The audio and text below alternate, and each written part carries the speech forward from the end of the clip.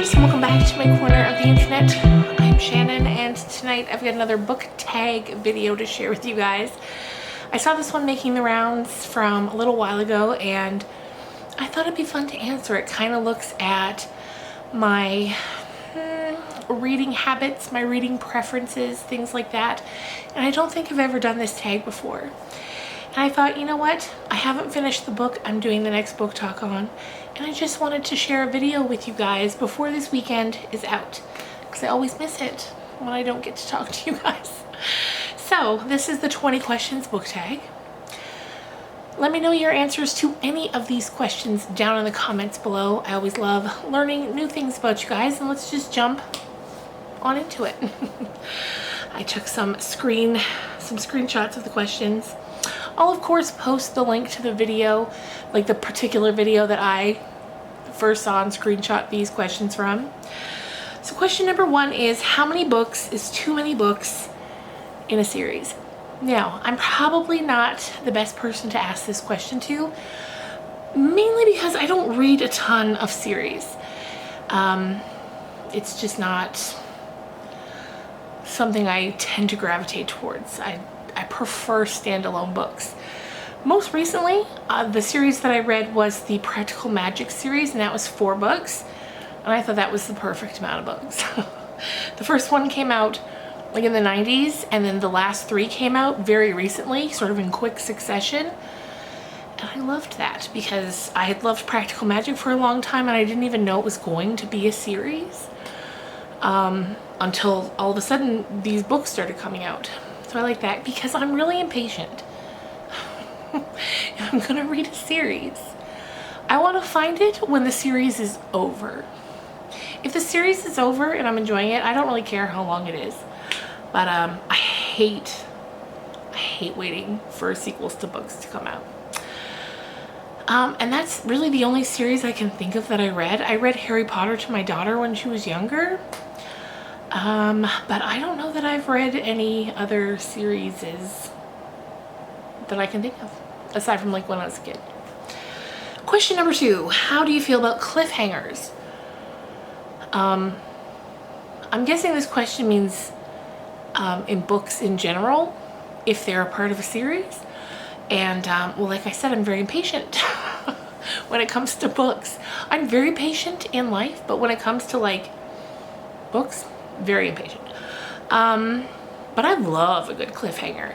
And so if we're not talking about books and we're talking about chapters of books, I love a good chapter cliffhanger that makes me want to just keep going all night. Love that. Question number 3, hardcover or paperback? I feel like my answer is going to be a little controversial within the book lovers community. Because paperback, I like paperback more than hardcover.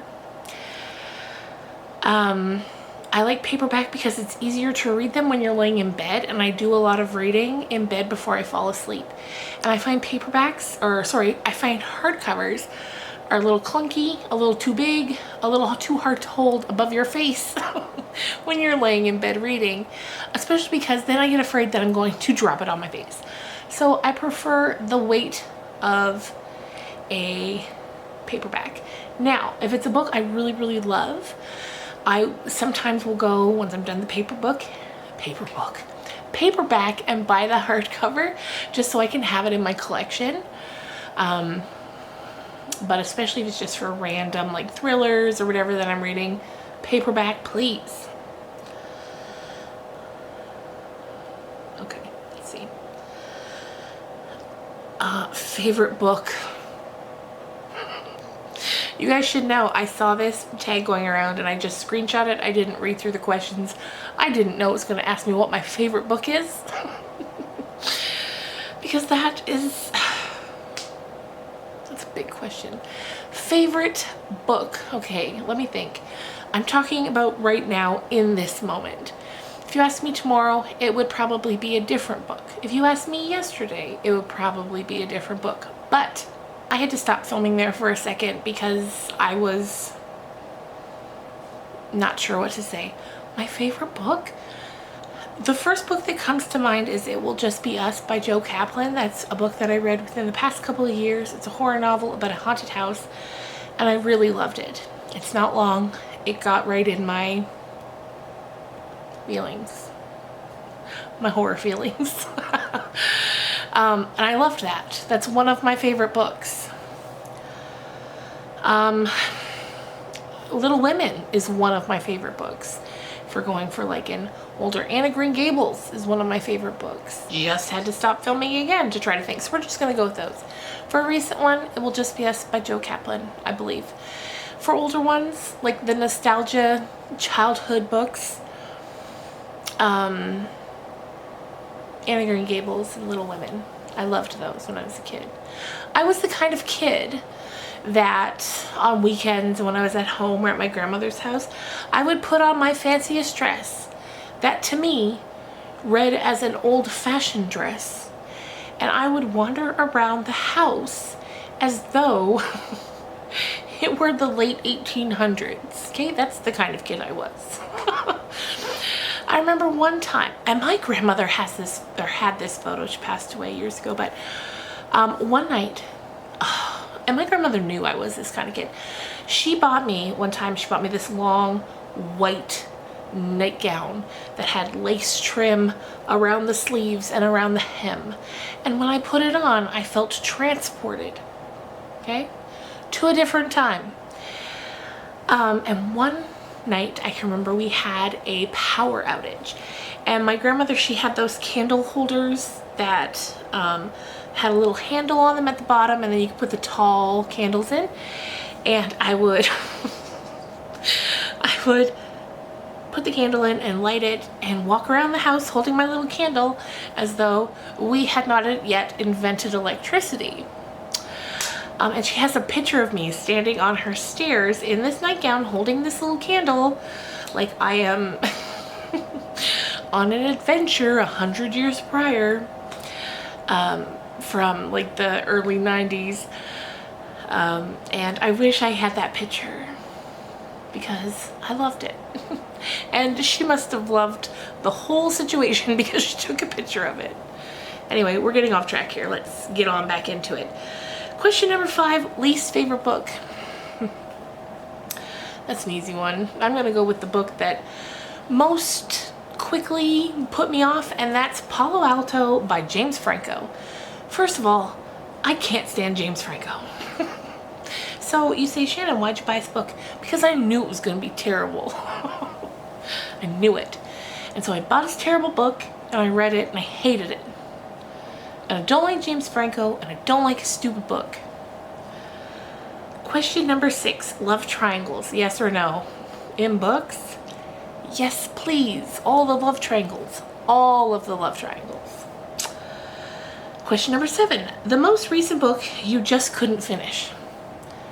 Well, I'm not one to DNF, like did not finish a book, because that's too final for me. It's too final. It feels like I'm giving up on it, and I hate that because so many times I've went back to books that I couldn't get through at the time when I started reading them and loved them. There was just something about the book that at the time of reading I couldn't get through, but when I went back later, loved it. So I don't know is the short answer. I don't know.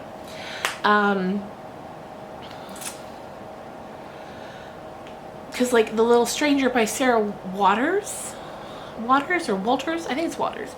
I haven't finished that yet. It's been 4 years, but I'm going to finish it. So I don't know. The most recent book you just couldn't finish, I power through. And if I can't, I go back later and power through. I can't think of a book that I've definitively said I'm not going to finish you. Question number 8, a book you're currently reading, and that is The Long Weekend. I can't remember the author's name. It's Gilly, or Jilly, and it starts with an M, and it's upstairs, but I can't tell you. Number 9, the last book you recommended to someone. Well, I guess if we're going by this channel, in which I'm recommending you books all the time, it would be The Heights by Louise Candlish that I just did the last book talk on.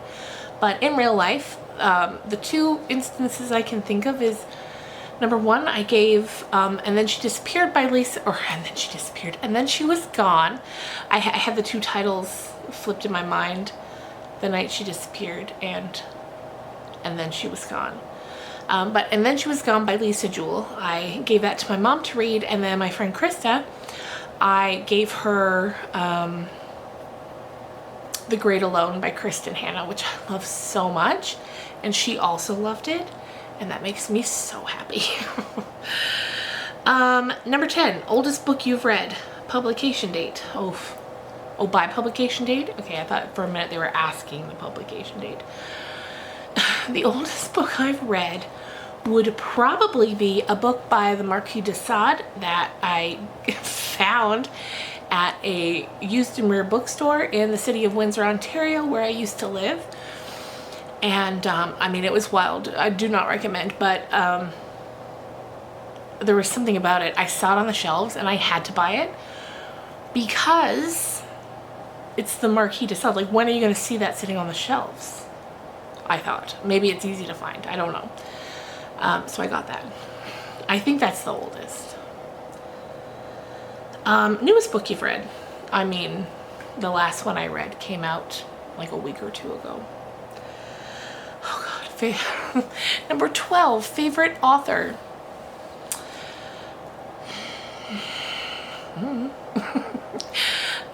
Okay, I'm gonna go with the first thing to come to mind, which is probably because I just pre-ordered her newest release, and that's Jennifer McMahon. She's an author I discovered probably within the last 3 or 4 years.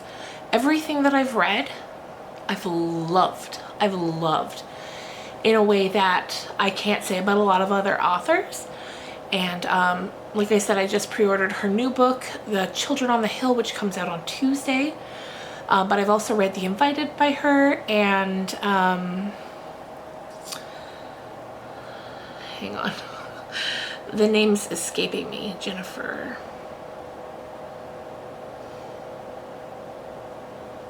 I'm just Googling her real quick. The Drowning Kind. I loved that. I love The Invited. Cannot wait to dive into her back collection and also her new book coming out this week or next week. I think she's fantastic. The way she tells a story keeps me engaged the whole time. And when I'm done, I loved everything about it. So, I mean, I guess we'll go with her. I have a lot of authors that I love. I love Stephen King. I love him. Celeste Ng, I love her. Lisa Jewell, I always enjoy her books. There's a ton I love, but I think right now Jennifer McMahon's my favorite author. Okay, what's next? I'm impressed I haven't had to put my glasses on yet. Okay, question number 13, buying books or borrowing books? I mean, I am forever a huge champion and cheerleader of borrowing books. Goodness knows the library was a haven for me for my whole childhood, into my teens, into my adulthood. Right now, at this kind of current moment, I'm really into building my own collection. So I've been, for about as long as I've been on YouTube, 5-6 years, I've been really into building my own collection, like I just said. So I haven't been going to the library as much. But I know eventually I'm going to hit a wall with this and not want to do that anymore because, you know, you get so many books and that's too many books for a while. But right now I'm kind of in that stage, but borrow all the books. Libraries are such beautiful, wonderful places, and librarians are such beautiful, wonderful people that I borrow books, always borrow books. All right, let's see what's next. Number 14, a book you dislike that everyone else seems to love. Goodness, I don't really know. I don't really keep up with that kind of portion of the book community. You know, I'll hear about books and I'll read them if they sound interesting, but I don't know what people are loving or not loving. Question number 15. Bookmarks or dog ears? I'm gonna say it loud and I'm gonna say it proud. I dog ear these books. But I also use bookmarks. If I have a bookmark, I will use it. If a bookmark's nearby, I will use it. My dear friend Kim sent me a gorgeous bookmark that I love and use all the time. But for the majority of my life, I have been a dog earer. And I think that's fine. I love a book that looks like it's been loved. I love it. So, dog ears. Number 16, a book you can always reread. Classics, I can always reread classics. Stephen King short stories, I can always reread. Short stories in particular. For his novel, like Stephen King short stories are my favorite form of Stephen King stories. For his novels, he can get windy and warbly and go on a bit too long, but his short stories pack a punch. And I love rereading them because I always find something new, which I'm sure would be the same for his novels if they weren't so long-winded and warbly. So I would probably say Everything's Eventual by Stephen King. I love those stories. I love that book. And then plus all the classics. I love rereading the classics. Number 17, can you read while hearing music? Sometimes I can. Sometimes I can't. It depends on the book. If I am fully engrossed in that book and I can't put it down, it doesn't matter. There could be a parade going by and my attention wouldn't be torn. If it's one I'm having a bit of a harder time getting through, I need silence. One point of view or multiple points of view? Whichever. And the final question is, do you read a book in one sitting or over multiple days? Rarely in one sitting. I feel like when you're a mom and you got all kinds of things going on, one sitting's a little hard to do. But, or a day or two I can, but most generally it takes me a few days. Sometimes a week, depending on, again, can I not put the book down? Is it so good? What's going on? But usually about a week. I like to take my time. I don't like to rush too much. So yeah. The final question is, who do you tag? If you're watching this and you have a YouTube channel, I would love to hear your answers. I try not to go out of my way to specifically tag people because a lot of the book YouTubers that I know, a lot of them, you know, they either aren't into tags or they've already got a huge schedule of book videos they're putting out, so I don't want to put that pressure on anyone. But if you see this and you want to do it, do it. I would love to watch your video. And if you don't have a channel, let me know in the comments below. Answer one of these questions. Any one. Or multiple, but at least one. And I hope you guys are having a great weekend, and I will see you again real soon. Bye, guys.